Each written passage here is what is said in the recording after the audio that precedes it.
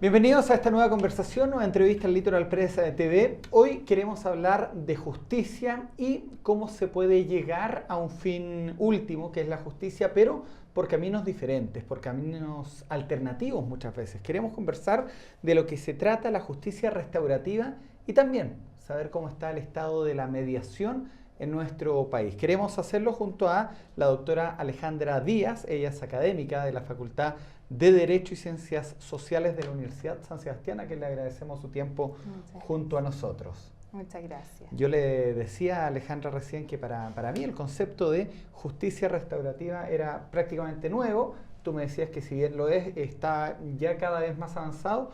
Cuéntanos, ¿qué se entiende y qué es lo que es la justicia restaurativa? Bien, la justicia restaurativa primero surge como un movimiento a nivel internacional para dar respuesta a los delitos de una manera distinta de la justicia tradicional. Es decir, promueve no aplicar la pena necesariamente o necesariamente la rehabilitación, que no daba muchos resultados a nivel comparado.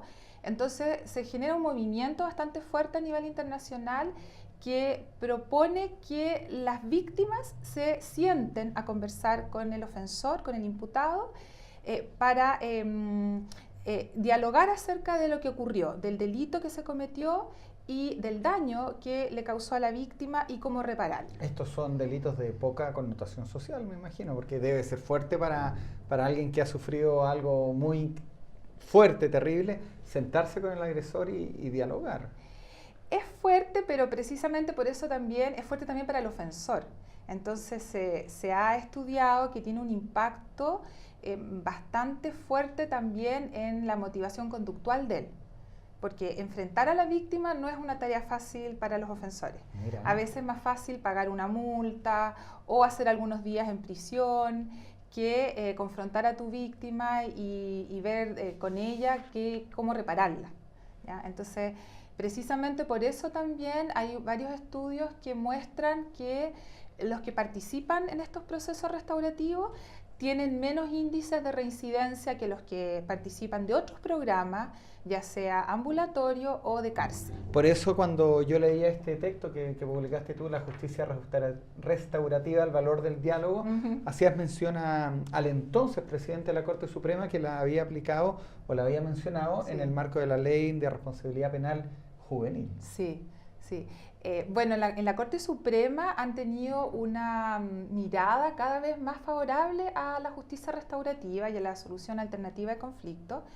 Su ministro Sergio Muñoz, por ejemplo, ha estado activamente promoviendo estas formas de justicia. Incluso él propone crear casas de justicia, que también son una forma de justicia restaurativa en el sentido de que te proponen que en lugar de que el caso lo resuelva un juez y vaya a un litigio formal, se acuda a las capacidades propias de las personas para dialogar y resolver sus problemas, apoyadas sí por la justicia, a través de un mediador, a través de un facilitador.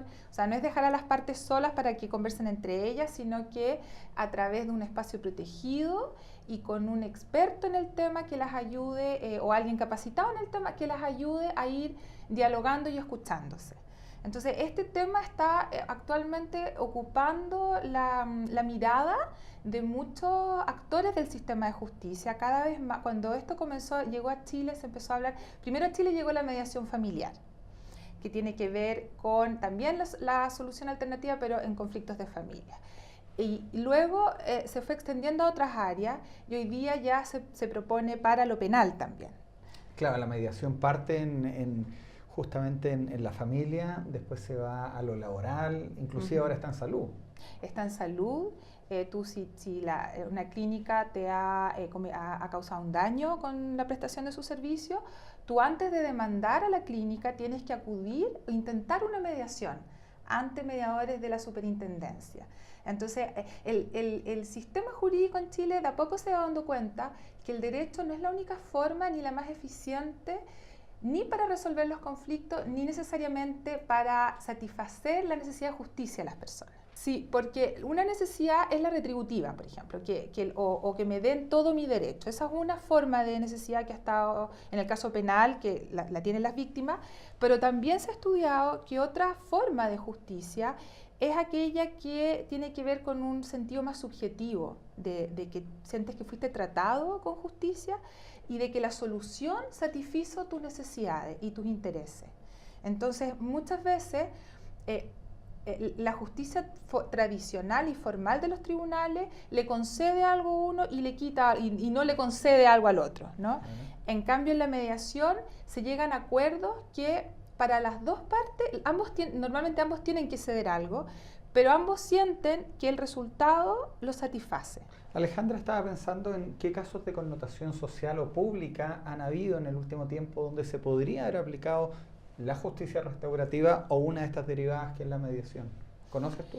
Sí, bueno, podemos ir hablando de distintos temas. Por ejemplo, en el ámbito penal, hoy día en Chile existen las llamadas salidas alternativas, ¿ya? Donde, no sé si, yo creo que tú has oído hablar de los acuerdos reparatorios, a veces han habido cuasi delitos de homicidio o por manejo en estado de ebriedad, donde terminaban con suspensión condicional del procedimiento, por ejemplo. Y hay casos famosos al respecto. Sin embargo, normalmente estas salidas se aplican mediante una conversación o acuerdo entre los abogados, ¿ya? Son pocos los casos en Chile donde lo que se hace es invitar al ofensor a conversar con la víctima. Hay casos de connotación pública en ese sentido que han habido de cuasi delitos de manejo en estabilidad, donde donde a veces la comunidad critica que la persona, porque tiene plata, pudo llegar a acceder a esta salida y por lo tanto parece una salida un poco fácil para él, ¿ya? Sin embargo, si a ese mismo ofensor no fuesen los abogados los que van a hablar con él, sino que él, el que habla con la familia de la víctima, sería otra la experiencia para esa persona. Y la víctima probablemente también podría satisfacer otras necesidades que a veces tienen que ver con la posibilidad de relatar al que te hizo ese daño lo que tú has tenido que sufrir, ¿ya? Entonces, esos casos se podrían, a través de programas del Estado, incorporar de manera más fuerte la mediación penal, por ejemplo. ¿Qué tipo de delitos se consideran, Alejandra, actualmente dentro de esta conversación, dentro de esta justicia restaurativa? Bueno, en Chile han habido proyectos pilotos y lo que se ha mediado son delitos contra la propiedad, ya sea hurtos, algunos robos, estafas, algunos delitos o cuasi delitos de lesión, y también han habido algunos cuasi delitos de homicidio por accidentes de tránsito, ¿ya? Y a nivel comparado es muchísima la variedad. Sí, porque cuando hablas de nivel comparado te refieres a otros países. Claro, Estados Unidos, Inglaterra, Nueva Zelanda. En Nueva Zelanda, los conflictos cometidos por adolescentes, la mayor parte se lidia con sistemas ya sea que se llaman de salidas alternativas y que algunos pueden ser programas en la comunidad, y una parte importante va a justicia restaurativa. Y ahí tenemos prácticamente todos los delitos, salvo delitos sexuales y homicidios. Entonces, lo que pasa es que en esos casos, cuando se aplica justicia restaurativa, se aplica después de un tiempo, normalmente, después de que haya transcurrido un tiempo. En Estados Unidos también hay algunos programas así, pero se llevan a cabo después de 1 o 2 años de que se ha cometido el delito. Interesante saber la experiencia de Chile y el extranjero, pero volviendo al país, ¿cierto? Y viendo lo que van a hacer los futuros abogados. Estamos en días que hay muchos jóvenes que están definiendo su futuro. Sí. En la Facultad de Derecho y Ciencias Sociales de la Universidad de San Sebastián, ¿aplican estos sistemas dentro de la malla? ¿Se le enseña al futuro abogado en alguna etapa de su carrera este tipo de alternativas? Sí, bueno, nosotros la facultad concibe la formación del abogado como un profesional que no solo litiga ni asesora jurídicamente, no solo es un experto en derecho, sino que también es un profesional que puede asesorar a las partes sobre qué mecanismo más adecuado se puede utilizar para resolver su caso. Y entre estos se les prepara para que puedan ofrecer las salidas alternativas, la solución alternativa de conflicto, que ellos mismos tengan mejores habilidades como negociadores. También el abogado hoy día, una parte importante de su trabajo tiene que ver también con la negociación. Entonces tenemos en ese sentido un foco importante en que nuestros abogados sepan que la única salida no es la litigación ni lo adversarial. Y se les enseña en el pregrado un curso obligatorio, y también estamos desarrollando proyectos de vinculación con el medio, donde los alumnos puedan ir a la comunidad a servir como mediadores y comunidades sobre todo más vulnerables, y puedan ayudar a estos vecinos a resolver algunos de sus conflictos por esta vía. ¿Cualquier persona puede ser de esta figura del mediador? ¿Qué hay que hacer para poder llegar a sentarse y mediar entre partes? En general, en la ley, claro, la ley chilena establece algunos requisitos dependiendo del ámbito. Por ejemplo, para mediación en familia exige tener un título profesional, pero no de una carrera, puede ser abogado, psicólogo, y que te capacites que tengas un curso, diplomado, ciertas horas de capacitación en solución alternativa de conflictos y mediación. Y ahí también nosotros como universidad estamos desarrollando un diplomado y un magíster para el próximo año para formar a mediadores. Y en otros ámbitos, cada ámbito laboral te exige determinados requisitos. Cuéntame lo del magíster y el diplomado que se va a desarrollar en la San Sebastián durante el 2018, solamente ya como para concluir, y de repente alguien se puede entusiasmar también, y las formas de contacto. Sí, bueno, este magíster va a estar abierto a no solo abogados, sino que a otras profesiones.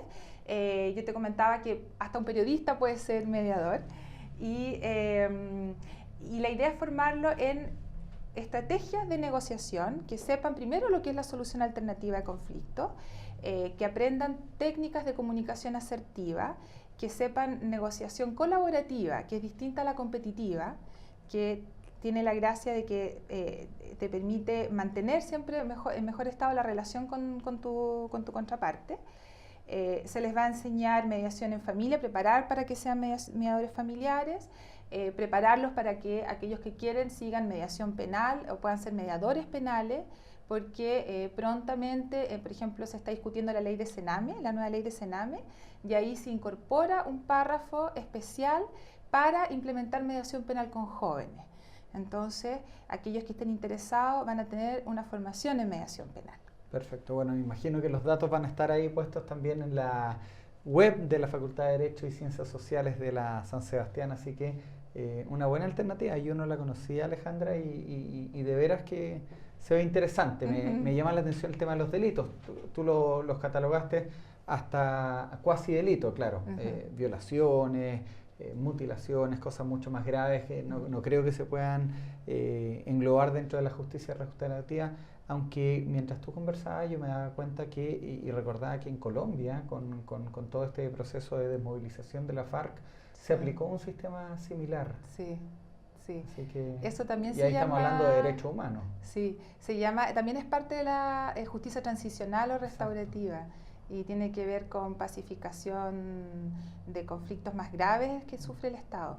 Es interesante abordarlo porque se está aplicando hoy en noticias que nosotros vemos. De repente te llega el acuerdo de paz, pero todo lo que hubo después o de lo que va a haber de la justicia de ahí en adelante tiene mucho que ver con esto, así que... Claro, sí, los conflictos con la Araucanía, por ejemplo, se les podría dar una mirada de formar lo que se llaman grupos de diálogo, mesas de diálogo, con técnicas de lenguaje restaurativo, con una agenda restaurativa que podría ser interesante para la cultura mapuche, porque ellos tienen en su cultura una práctica muy proclive a resolver conflictos en la comunidad y a través del diálogo.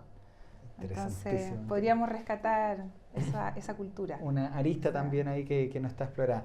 Ujú. Alejandra Díaz, muchas gracias. Hemos conversado con la académica de la Facultad de Derecho y Ciencias Sociales de la Universidad San Sebastián, donde está nuestro decano Rafael Rosena, que Ujú. aprovecho de enviarle saludos en su nombre. Muchas gracias. Gracias a ti, Cristian, por la invitación. No, gracias. Y bueno, gracias también a la gente que ha visto esta entrevista. Recuerden visitarnos en www.litoralpresstv.cl y estar atentos a la repetición de esta conversación en los canales regionales que la emiten desde Antofagasta hasta Punta Arenas.